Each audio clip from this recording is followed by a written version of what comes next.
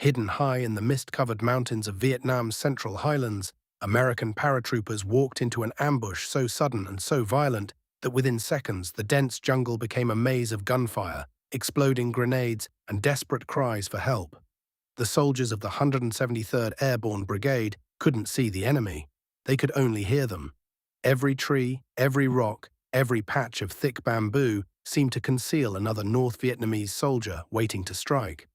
This was Hill 1338, a remote mountaintop that would become one of the most punishing battlegrounds of the war. Here, superior firepower meant little. Visibility was measured in feet, not yards. Every step forward carried the risk of walking directly into carefully prepared kill zones. In this unforgiving terrain, the North Vietnamese Army held nearly every advantage. By the late 1960s, the Central Highlands had become one of the most strategically important regions in South Vietnam. Whoever controlled these mountains controlled vital infiltration routes that linked North Vietnam with the southern battlefields through the vast network known as the Ho Chi Minh Trail. Hidden beneath the thick jungle canopy, supplies, ammunition, and fresh troops moved almost continuously despite years of American bombing campaigns. For the North Vietnamese command, the mountains were more than natural defenses. They were a fortress.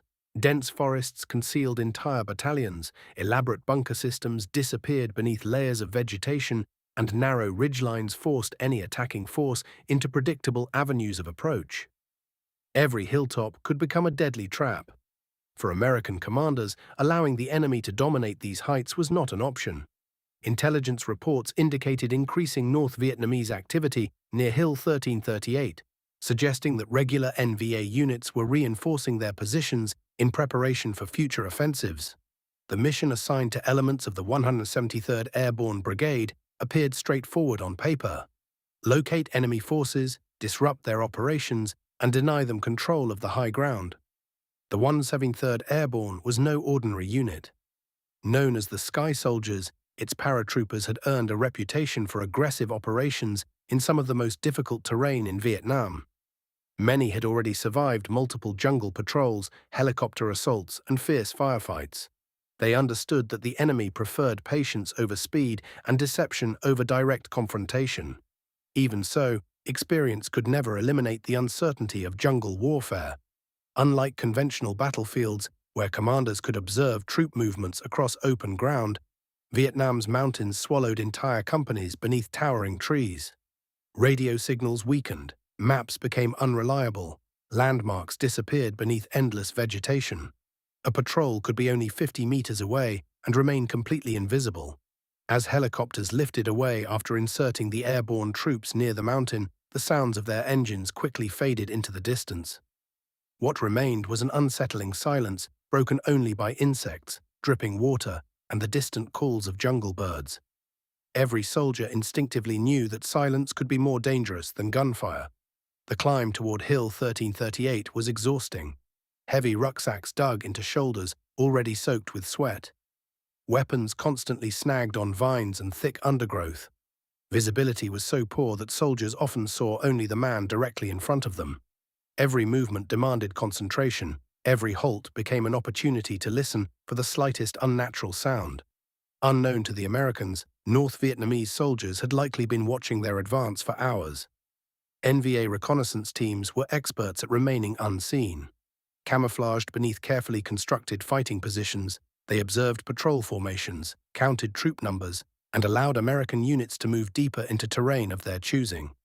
Rather than attacking immediately, they waited for the perfect moment. When escape routes narrowed, communications became difficult, and supporting fire would be hardest to coordinate. It was a style of warfare built on patience. Instead of overwhelming firepower, the North Vietnamese relied on preparation. Machine guns were positioned to create intersecting fields of fire. Riflemen occupied concealed spider holes overlooking likely approach routes. Mortar teams stood ready to strike pre-registered targets. Every position supported another, creating overlapping defenses that could trap even experienced infantry. The American patrol continued climbing, unaware that they were entering a carefully prepared ambush site. Then, without warning, the mountain erupted. Automatic weapons burst from concealed bunkers. AK-47 fire ripped through the trees. Rocket-propelled grenades slammed into the jungle, showering splintered wood and dirt across the ridgeline. Soldiers instinctively dove for cover as bullets snapped through branches only inches above their heads. The calm mountain had transformed into chaos in a matter of seconds. Men shouted for medics. Squad leaders struggled to identify where the fire was coming from. Radio operators urgently called for artillery and air support, but the thick jungle canopy made identifying friendly and enemy positions almost impossible. Every attempt to return fire was answered by another volley from an enemy that remained largely invisible. The ambush had achieved exactly what the North Vietnamese intended.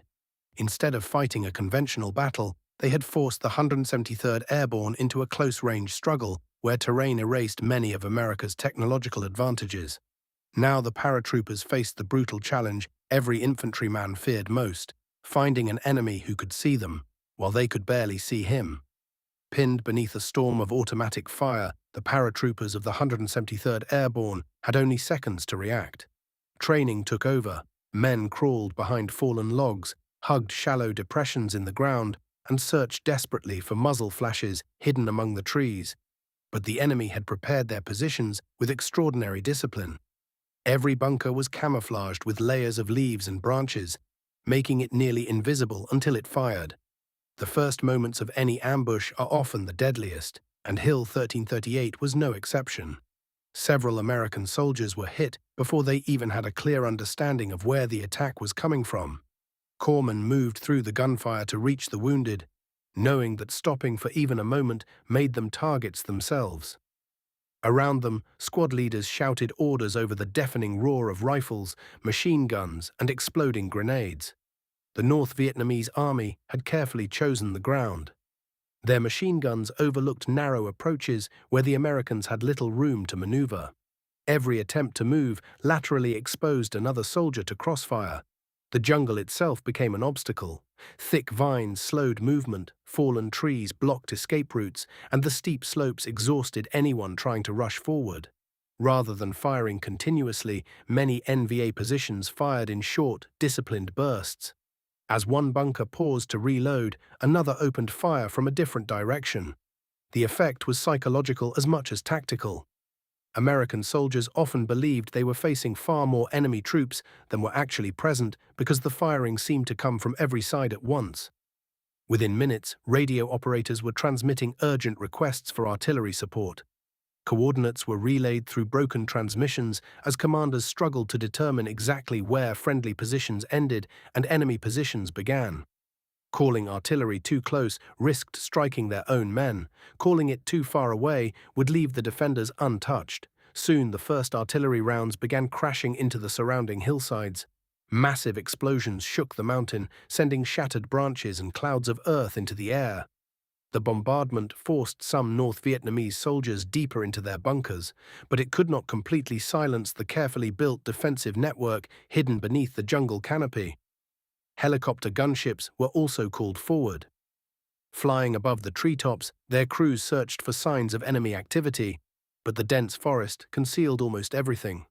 Pilots could hear the battle over their radios, yet from above they often saw nothing more than an endless blanket of green. When targets could be identified, rockets and machine gun fire struck suspected bunker lines. But every attack carried the danger of hitting friendly troops, fighting only meters away. On the ground, the battle became intensely personal. Small groups of paratroopers began maneuvering independently, attempting to flank individual enemy positions. Grenades were thrown into spider holes. Riflemen fired at the slightest movement in the undergrowth. Sometimes an American squad would eliminate one bunker, only to discover another hidden just beyond it. Every few yards of progress demanded determination and came at a cost. The North Vietnamese defenders refused to panic. Many remained in concealed positions until American soldiers were dangerously close before opening fire again. Their discipline reflected years of experience fighting in terrain they knew intimately. They understood that patience could inflict heavier losses than reckless attacks. As casualties mounted, evacuation became another desperate challenge. Landing helicopters directly inside the combat zone was nearly impossible because the trees formed a thick canopy above the battlefield. Small landing areas had to be secured under fire while smoke marked extraction points. Medics stabilized wounded soldiers as others formed defensive perimeters, waiting anxiously for the sound of approaching rotor blades. Every evacuation flight required extraordinary courage. Helicopter crews descended into valleys where enemy fire could erupt without warning. Some pilots hovered only long enough for wounded men to be loaded before climbing sharply away through bursts of gunfire. For many injured soldiers, those few seconds determined whether they lived or died. Hours passed, yet neither side gained a decisive advantage. The Americans possessed overwhelming artillery, helicopters, and supporting firepower. The North Vietnamese possessed terrain, concealment, and prepared defenses. Every advantage seemed to be answered by another obstacle. The mountain itself favored the defenders, forcing every assault uphill through tangled vegetation while limiting visibility to only a few yards. As daylight slowly faded beneath the dense jungle canopy, exhaustion began affecting both armies. Ammunition was redistributed between squads. Water supplies ran low in the humid heat. Faces became streaked with mud, sweat, and smoke as soldiers struggled to remain alert despite hours of relentless combat. Still, neither side showed any intention of giving up. For the paratroopers of the 173rd Airborne, retreat would leave the initiative to the enemy and abandon comrades who had already fallen.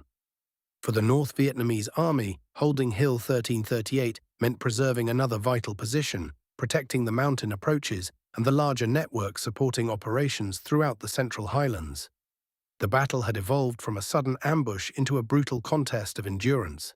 Victory would no longer belong to whoever struck first, but to whoever could continue fighting the longest under conditions that tested every limit of human endurance.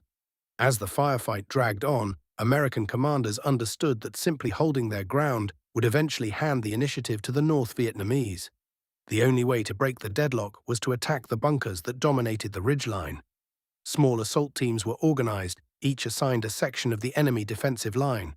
Covered by suppressive fire from M16 rifles and M60 machine guns, the paratroopers prepared to move. There would be no sweeping charge through the jungle. Every advance came in short bursts of only a few meters. One team fired while another crawled forward. Grenades were tossed into suspicious clumps of vegetation before soldiers cautiously approached. The dense forest turned every fallen tree into a barricade and every patch of bamboo into a possible firing position. Visibility remained so poor that many firefights erupted at distances of less than 20 meters. The North Vietnamese fought with remarkable determination. Their bunkers had been built into the hillside using heavy logs, packed earth, and natural camouflage. Even direct hits from grenades sometimes failed to destroy them completely. When one firing position was finally silenced, another would suddenly open fire from a different angle, forcing the Americans to begin the process again. Throughout the afternoon, artillery batteries continued pounding the surrounding slopes whenever friendly units could provide updated coordinates.